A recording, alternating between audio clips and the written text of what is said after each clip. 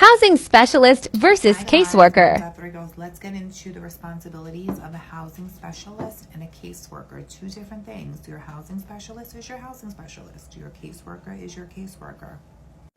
So your caseworker is going to assist you on your eligibility documents, the things that you are required to bring in when you are seeking help from a shelter or getting any type of assistance. Your caseworker is going to ask you for all your financial documents, okay? This is what your caseworker is supposed to do. Support you with supportive housing, give you information on what subsidies would work best for you.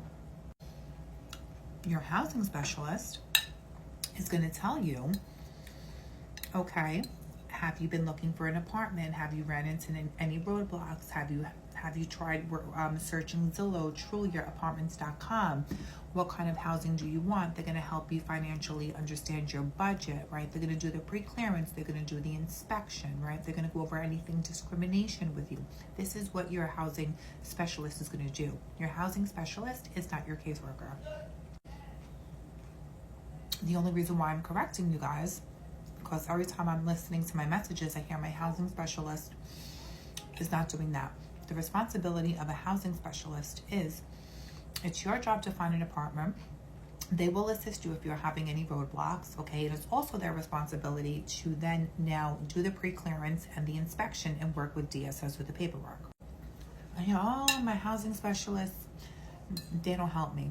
They're not helping me look for an apartment. They're not supposed to.